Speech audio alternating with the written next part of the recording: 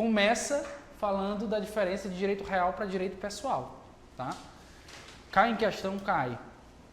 E vocês têm que saber. As 4 diferenças tem mais. Aqui tem gente que bota 10. Mas eu vou trazer vou fazer mais um overview para vocês. A principal diferença diz respeito à estrutura. E aqui nós temos 2 teorias.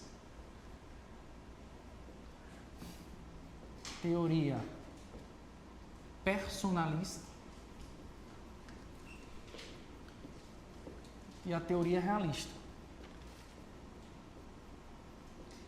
Aqui diz respeito à estrutura da obrigação real.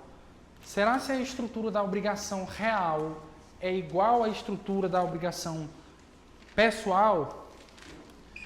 Como que é a estrutura de uma obrigação pessoal? Nós já falamos sobre isso, lá em obrigações. O que nós temos? Quais são os elementos? Vou colocar bem aqui, ó. Vou colocar aqui. Estrutura de uma obrigação, de um crédito ou de uma dívida. Nós temos sujeito ativo, sujeito passivo e nós temos um objeto. Vou colocar esse objeto aqui. Entre sujeito ativo e sujeito passivo, nós temos dívida, uma obrigação normal, né? E temos responsabilidade.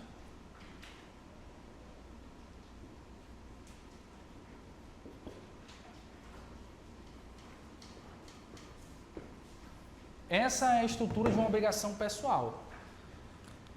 Como que acontece de uma obrigação real? Aí é o que essas 2 doutrinas ali, essas 2 teorias tentam explicar. Para a doutrina personalista, a estrutura seria muito semelhante a isso aqui. A única diferença seria onde? No sujeito passivo, que seria um sujeito passivo universal. Então, ó, teoria personalista. Eu teria um sujeito ativo, um sujeito passivo universal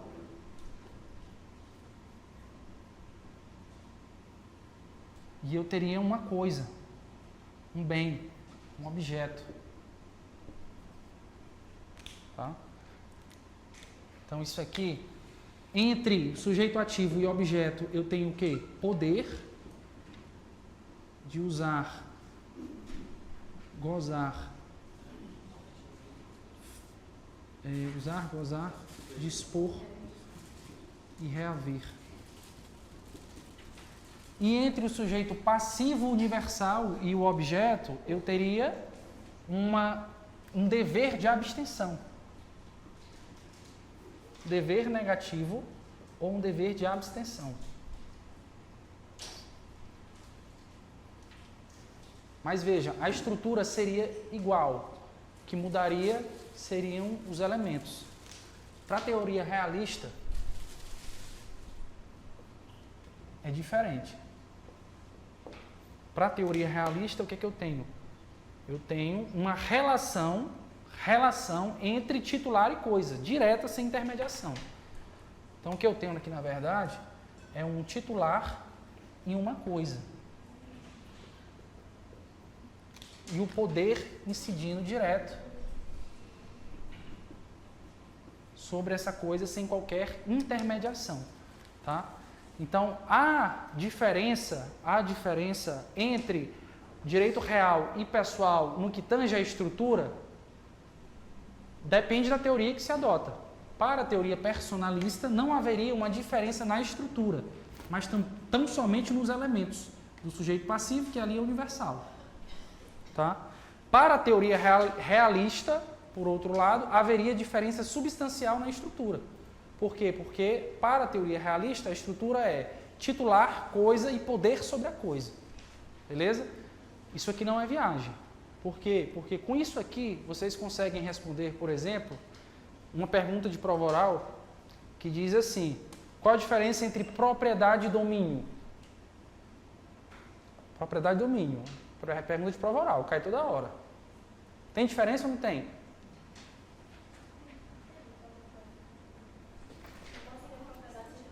Domínio é isso aqui, ó. Domínio é a relação do titular sobre a coisa. Domínio não tem, no seu conceito, um elemento intersubjetivo. Domínio é poder sobre a coisa. Então, domínio seria isso aqui para a teoria personalista e domínio seria isso aqui para a teoria realista. Tá? Então, vejam, por exemplo, que para a teoria realista, propriedade e domínio é a mesma coisa. Propriedade e domínio para a teoria realista é a mesma coisa, se reduz ao poder sobre a coisa. Para a teoria personalista, propriedade e domínio são coisas distintas. O domínio seria essa relação aqui e propriedade seria esse conjunto aqui. Por quê? Porque aqui há um vínculo. Então, para essa teoria, propriedade seria vínculo intersubjetivo mais domínio. Tá? O que se adota no Brasil? Teoria realista ou teoria personalista? Hã? A divergência. A divergência. O Tartucci diz que é realista. E o interessante é que essa teoria realista é a mais antiga. É clássica. É também chamada de realista ou clássica, tá?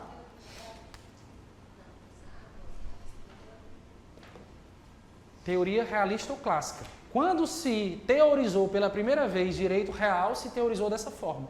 Depois se sofisticou para cá. Mas hoje, o Tartucci, por exemplo, e o Stolze afirmam que há uma tendência da doutrina moderna a voltar para cá. Então, para eles, há uma tendência do ordenamento em voltar para a teoria clássica, voltar a olhar para o âmbito interno do direito real. Beleza? Entenderam aí? Oponibilidade. Oponibilidade, isso aqui é mais fácil. Direito real é o quê? Erga omnes. Isso aqui, qual que é o detalhe disso aqui? Quando você fala que um direito é oponível erga omnes, você está falando o quê? Hã? Não. Você está falando que o direito ele é absoluto. Pegadinha de primeira fase.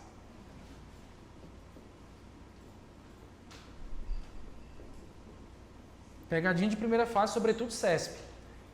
Quando vocês olharem que um direito real, o direito de propriedade é absoluto, tenham reservas com essa afirmação. Porque ela pode dizer duas coisas. Pode dizer o que vocês pensam que é exatamente a ideia de inexistência de direito absoluto como direito fundamental e como direito que é relativizado pelo confronto com outro direito, num contexto de ponderação, que está correto, é uma perspectiva constitucional, tá? Mas, na perspectiva cível, quando se analisa o alcance do direito, você tem a classificação que diz que direito erga omnes é o direito absoluto. E isso não significa, repito, que é um direito incontestável. É apenas um direito oponível contra todos. Então, essa classificaçãozinha aqui cai em primeira fase e é pegadinha. Se vier lá, coloque lá as características da propriedade. Item 1. Quanto ao alcance, direito absoluto. Correto. Correto. Não pensem que a questão está afirmando que é um direito incontestável. Tá? Está falando apenas que é um direito oponível erga omnes. Beleza? A oponibilidade dos direitos pessoais, interpartes, né? Aqui eu vou colocar só o direito real. Então, erga omnes, direito pessoal, interpartes. Quais são os princípios que regem os direitos reais? Princípio, primeiro, da tipicidade. Princípio da publicidade.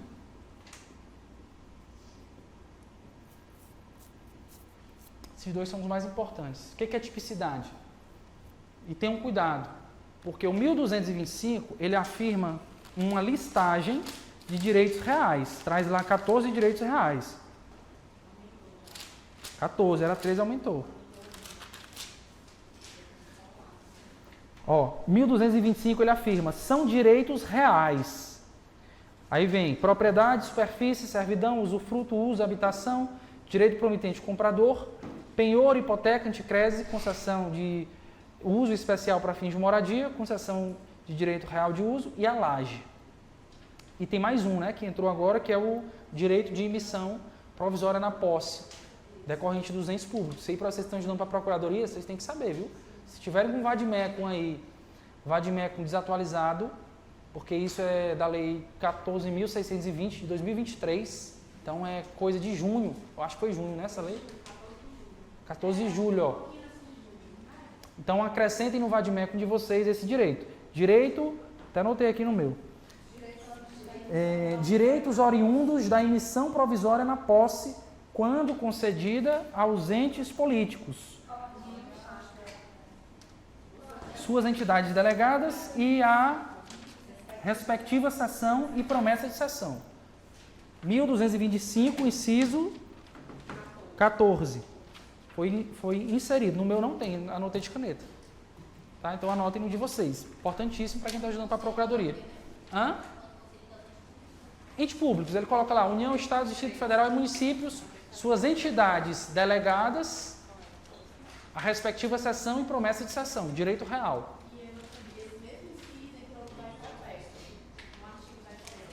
Foi? Sim, até porque a hipoteca cai sobre direito real, né? Então, fez uma remissão aí. Beleza? Aí vamos lá, o que significa tipicidade? Vamos voltar aqui. O que significa tipicidade para confrontar com os direitos pessoais? Não, esse que é o ponto. A tipicidade não significa afirmar que só existe direito real no 1225, tá? Porque existem direitos reais previstos em leis esparsas. Tipicidade significa que somente há direito real por força de lei, seja no 1225, seja em leis esparsas. Tá? Que leis esparsas? Por exemplo, a Lei 13.465 do REURB traz uma série de direitos reais lá, relativos à legitimação fundiária. A Lei de Parcelamento de Uso do Solo Urbano também.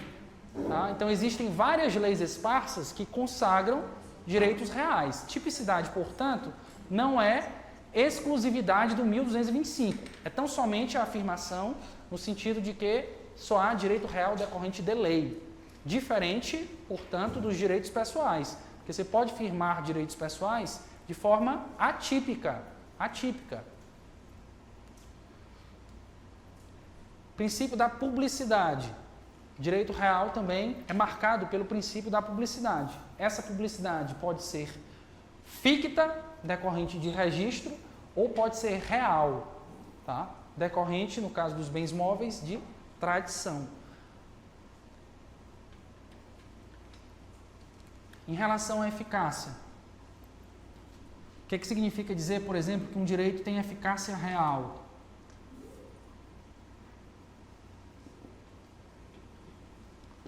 O que é uma eficácia real? Tu, Diana, que me falou ainda há pouco sobre isso. Quando nós estudamos o direito de preferência, vocês lembram, né, que eu falei de direito de preferência na compra e venda para vocês, que tem duas espécies de direito de preferência. Eu tenho o direito de preferência ou preempção convencional e o direito de preferência ou preempção legal, tá? O direito de preferência convencional é aquele que diz assim: no contrato de compra e venda, você firma um direito de preferência, tá? Relacionado àquele objeto. Então, firmou-se um direito de preferência convencional.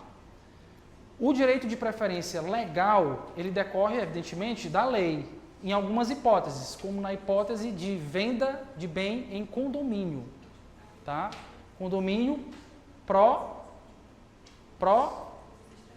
lá no 504, pro indiviso, artigo 504. Então, quando você é condômino de alguém em determinado bem indiviso, se você quiser vender, você tem que dar preferência para o seu consorte. Direito de preferência legal. Está lá no 504 do Código Civil. Só lembrando que esse condomínio não é o condomínio edilício. Tá? É o condomínio de apartamentos, se você quiser vender, você vende para quem você quiser, sem precisar oferecer para os seus vizinhos. É condomínio pró-indiviso. É eu e a Stephanie sendo dono de um boi. Condomínio sobre uma coisa indivisa. Se eu quiser vender minha parte, eu tenho que dar preferência para a Stephanie. Tá? É isso aí. Aí vamos lá. Por que eu estou falando isso? Porque lembrem do que eu falei. O direito de preempção ou preferência legal, ele tem eficácia real. O direito de preferência convencional não tem eficácia real. Qual é a consequência prática disso? É que, tendo eficácia real, eu posso buscar o bem. Eu posso ir lá buscar o bem. Sendo uma preferência convencional, não há, portanto, a possibilidade de se buscar o bem. Se resolve em perdas e danos. Tá? Então, a eficácia real está relacionada à possibilidade de fazer valer os direitos próprios da propriedade, que estão bem ali. Dentre os quais o direito de reaver, que importa o chamado direito de sequela. Então, a eficácia real está muito relacionada com o direito de sequela. Eu só dei o exemplo para vocês do direito de preferência, por quê? Porque é importante que vocês saibam a diferença entre esses dois direitos de preferência. Direito de preferência legal. Exemplo, artigo 504. Se estiver errando aqui, viu?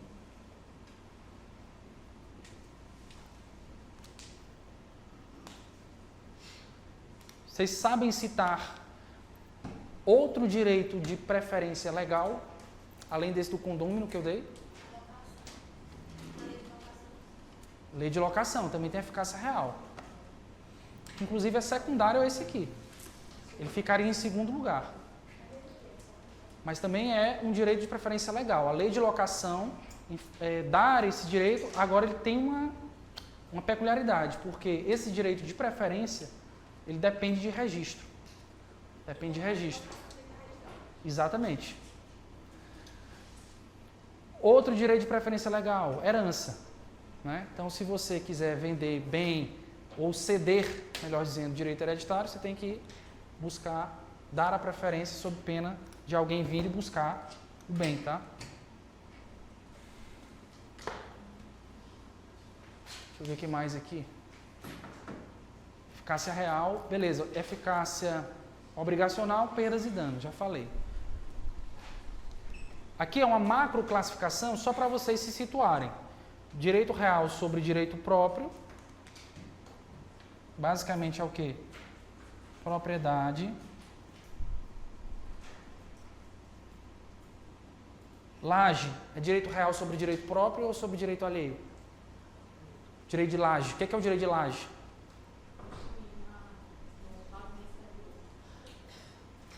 É o direito de sobreelevação, também chamado de sobreelevação, que é um direito real constituído para regularização urbana, né, no contexto de desordem urbana. Direito de laje é sobre coisa alheia ou sobre coisa própria? Assim que o direito de laje foi consagrado no 1225, se afirmava que era sobre coisa alheia. Tá? Por quê? Porque para ter direito de laje, direito de construir sobre a laje, você teria que averbar na construção mãe. Né? Mas hoje, há quem diga que é direito sobre coisa própria. Tá? É direito sobre coisa própria. Eu vou colocar ela aqui. Sobre coisa alheia, ou direito alheio, eu tenho os direitos reais de fruição e os direitos reais de garantia. E aqui ainda faltou um, que é os direitos reais de aquisição. Fruição. Uso, usufruto habitação. Tem mais? Concessão de uso.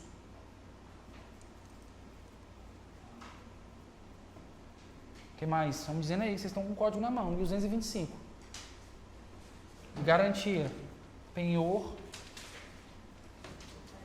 hipoteca e anticrese.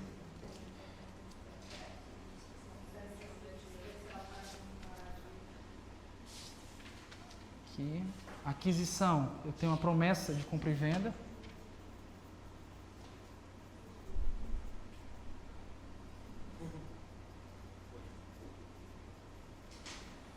E tenho esse outro direito real que foi instituído, que é o direito de emissão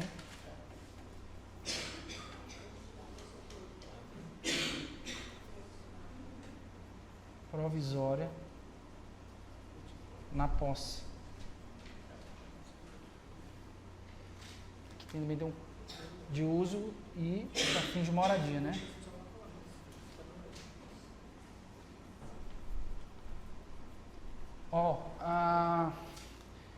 Vocês pensam que não, mas ultimamente eu tenho visto umas questõezinhas do CESP bem bobas, basicamente fazendo classificação.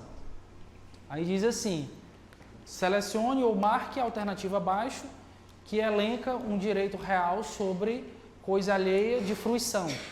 Aí ele te coloca lá os direitos reais, coloca uso, coloca penhor, coloca propriedade, coloca laje. Aí você tem que saber classificar. Questão que não pode errar. É questão... Bater o olho tem que acertar. Então saibam disso daqui. Eu acho até que tem mais. Deixa eu ver aqui. Vocês não me dizem nada, vocês estão com um código que não me ajuda. Uso, usufruto, penhor, concessão. Mas eu acho que eu coloquei tudo, viu? Tá vendo aí? Ah não, tá aqui, ó. Servidão e superfície. Autor aqui, servidão e superfície. De fruição. Tá bem aqui, ó. Servidão e superfície.